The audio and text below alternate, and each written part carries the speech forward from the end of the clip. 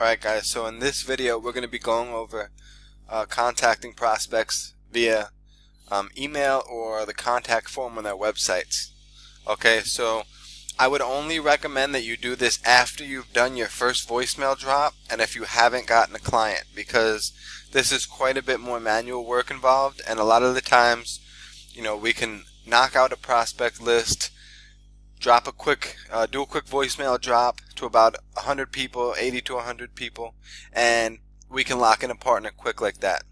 Okay, but in the event that we can't, or for those of you who just might not have the funds or whatever reason right now, want to try this email and contact form submits, then I've basically given you a little template to use.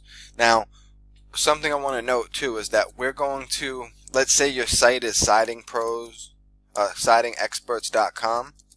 okay, you can make a domain email address to use with this, so maybe something like office@sidingexperts.com.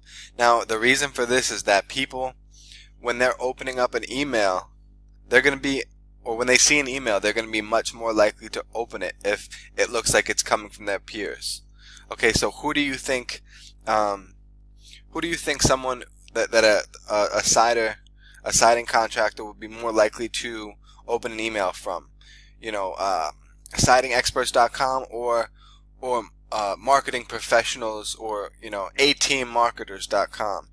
These people get sold to all day long. They want to talk to customers, and if you can bring them more business, then they want to talk to you. Okay, but just psychologically, something, if they see siding in the domain name here in the email, they're going to be much more likely to open up that email. Alright, then that's just a little trick.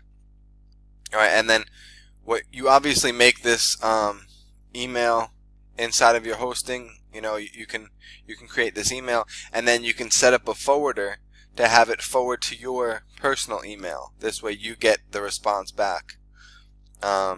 Okay, so, and basically what we do here is we search Google for our target keyword, and then we'd go down, like we'd hit this company and hit their contact form and fill this in. This is quite long. They're not usually like this.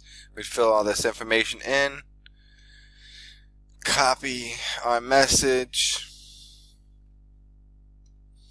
pop it in with the rest of our information, and we're good to go. Then we'd go back, hit the next one, and we do the same thing. We just keep hitting the contact forms, and these actually get a decent response rate. You'd be surprised, because the company actually gets leads through here, through their contact form.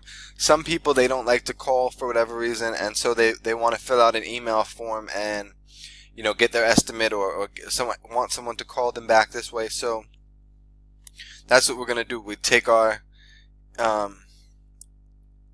list, and we'd go we take our prospect list, and we'd go down it. We'd go to either their website, or we could just do it straight from Google, how we've been doing, right? We can keep going down. And one thing I would say though is when you're doing this, you want to keep track of who you've emailed and who you haven't. Okay, and then some responses. So definitely make a section down here, over here, like contact form. And then if you've hit their contact form, put a Y for yes. And if you haven't, just don't write anything. This way and then you can put right here notes and jot down any notes that you might have from your prospecting work here. So what we're basically doing is, this is another tactic to go ahead and hit our prospects from, and ideally, like I said, we want to go with the least effort that's going to yield the best results. So that's why we do the voicemail drops first. This is just another tool in our arsenal here to go ahead, contact prospects, and get people to buy our leads.